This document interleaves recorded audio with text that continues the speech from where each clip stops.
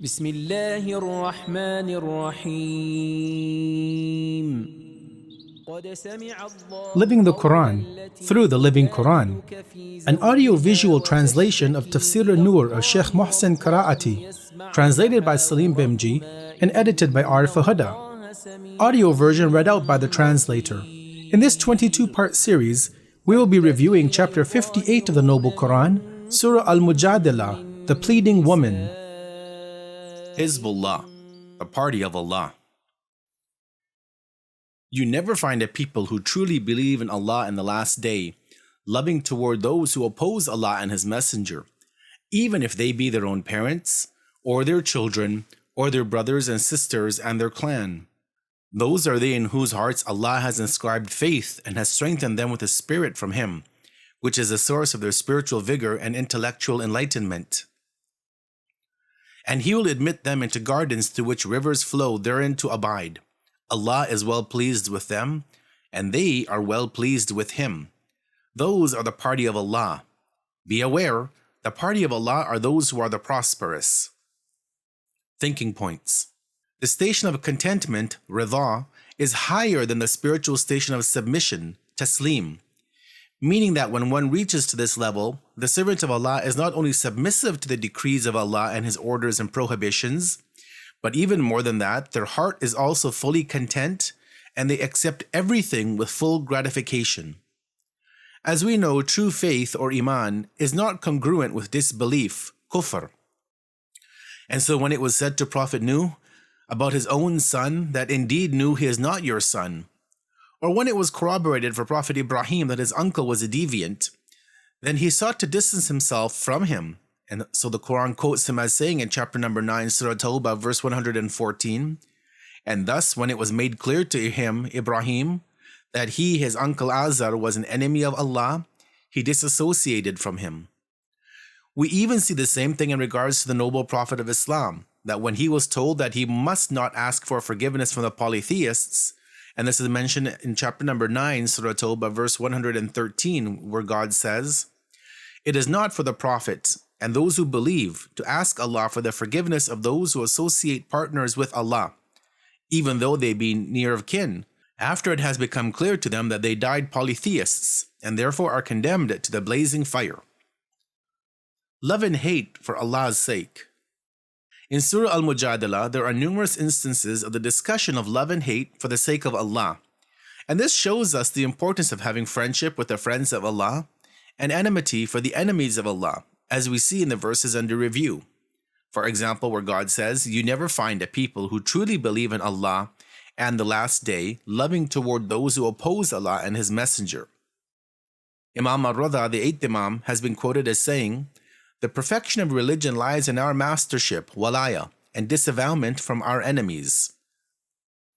In another tradition, it has been mentioned that it was said to as-Sadiq, Ja'far ibn Muhammad, "So-and-so befriends you, except that he is weak from the disavowment from your enemies." He, Imam as-Sadiq, replied, "Far be it.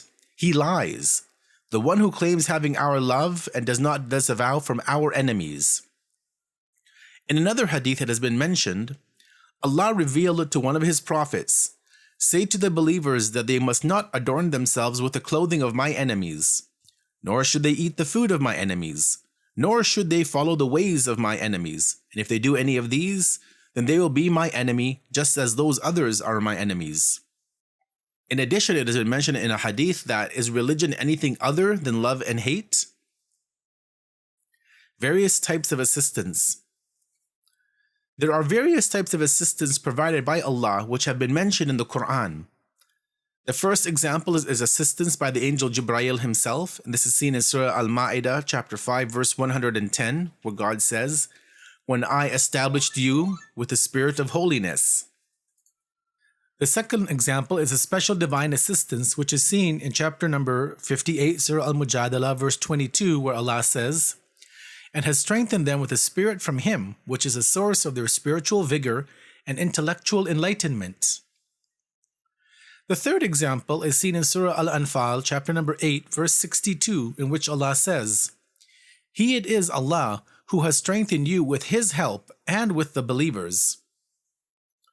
The fourth example, which is seen in Surah At-Tawbah, chapter 9, verse 40, is in regards to assistance by the unseen, divinely sent armies, where Allah says, "And He supported him with hosts you cannot see."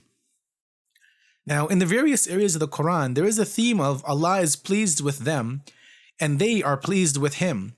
And this is seen in the following examples. The first one is in regards to those who speak truthfully and act truthfully, as is contained in chapter 5, Surah Al-Ma'idah, verse 119, where Allah says, Allah will say, "This is the day when their truthfulness, faithfulness, and steadfastness will benefit all who are true to their word to Allah. For them are gardens through which rivers flow, therein to abide forever. Allah is well pleased with them, and they are well pleased with Him. That is a supreme triumph." The second example is in regards to those who take precedence in goodness, and this is seen in chapter number 9, Surah At-Tawbah, verse number 100, where Allah says, "The first and foremost to embrace Islam and excel others in virtue among the emigrants, al-Muhajirun, and the helpers, al-Ansar, and those who follow them in devotion to doing good, aware that Allah is seeing them. Allah is well pleased with them, and they are well pleased with Him. And He has prepared for them gardens throughout which rivers flow, therein to abide forever. That is the supreme triumph." The third example is in regards to the true believers, and this is contained in Surah number 58, Surah al-Mujadilah, that we're reviewing right now, in the final verse, verse 22, where Allah says, "You will never find a people who truly believe in Allah and the last day, loving towards those who oppose Allah and His Messenger, even if they be their own parents or their children or their brothers and sisters and their clan.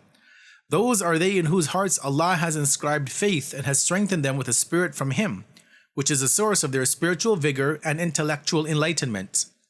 And He will admit them into gardens through which rivers flow, therein to abide. Allah is well pleased with them, and they are well pleased with Him. Those are the party of Allah. Be aware, the party of Allah are those who are the prosperous." Now, positioning oneself before Allah and the Messenger is so ugly and disgusting that it has been mentioned 4 times in the Quran, and each time it has been accompanied by divine threats and anger.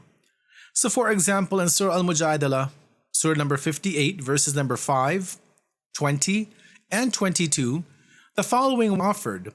The first is a threat to be overthrown, where Allah says that those who oppose Allah and His Messenger in the observance of Allah's bounds were certainly in the world, even as those who did likewise before them were abased. We have certainly sent down clear revelations to guide you to happiness in both worlds. And for the unbelievers, there is a humiliating punishment. The second example is a threat of being humiliated, which God says that those who oppose Allah and His Messenger, surely those will be among the most abased. And the third example from this chapter is the threat of not being shown compassion by Allah. And God says that you will never find a people who truly believe in Allah and the last day, loving towards those who oppose Allah and His Messenger. And the fourth example is seen in chapter number 9, Surah At-Tawbah, verse 63, which is a threat of entering into the fire and a permanent abode in hell, where God says, "Do they not know that whoever opposes Allah and His Messenger, for him is the fire of hell to abide therein? That is the tremendous disgrace." Takeaway messages. Number 1. One heart cannot have 2 opposite friends contained within it. The alliance with Allah cannot be combined with a friendship with the enemies of the religion of Allah. In another verse of the Quran we read in chapter number 33, Surah Al-Ahzab, verse 3, "Allah has not made for any man 2 hearts within his body, one to be assigned for belief in the worship of Him, and the other to be belief in the worship of others." Number 2, we must remove spiritual defects right from the root. Having love for the enemies of Allah will cause a person's intellectual, practical, and moral inclinations to align with them, the enemies, and thus we must always go to the source. Number 3, in Islam, relationships and dealings should be within the radius of the pleasure of Allah. Number 4, family and kinship relationships also have a red line which, if crossed, will affect that link. Number 5, because of the severance of relations with 4 groups of relatives if they are disobedient, that is, one's father, sons, brothers, and family members, Allah has provided 4 examples of His grace: faith, assistance, paradise, and His pleasure. 6. The value of faith lies in its constancy. Otherwise, faith which one displays which is unstable, seasonal, and borrowed are many. Point number 7. First comes lasting faith, and then comes the divine assistance. Point number 8. Religion is not only a spiritual and individual relationship between the person and Allah, but rather it also determines our societal relationships. Point number 9.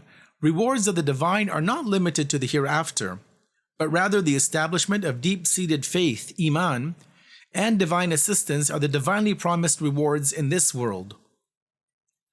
Number 10. Those who belong to the party of Allah, Hizbullah, will not be friends with the enemies of Allah.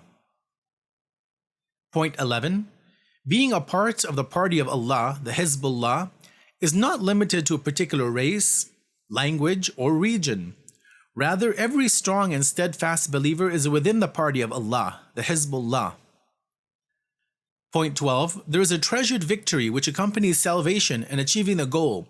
And in another portion of the Quran we read, "Indeed it is a party of Allah, the Hezbollah, who are the victorious ones," as seen in chapter 5, Surah Al-Ma'idah, verse 56. While in the verse under review, we read, "Indeed it is a party of Allah, Hizbullah, who are the successful ones." Point 13. The continuation of blessings is itself one of the blessings from the divine. Point 14. It is one thing to be pleased with Allah. However, what is important is for Allah to be pleased with us. Point 15, to conclude this verse and the commentary of Surah al-Mujadilah, chapter 58, is that on the day of resurrection, there will be 2 kinds of blessings: the material, so for example, Jannat, the paradises, and spiritual, as an example, radiyallahu anhum, that Allah is pleased with them. And in another verse of the Quran we read, وَرِضْوَانٌ مِّنَ اللَّهِ أَكْبَرُ, and the satisfaction of Allah with the human being, that is even a greater of a blessing.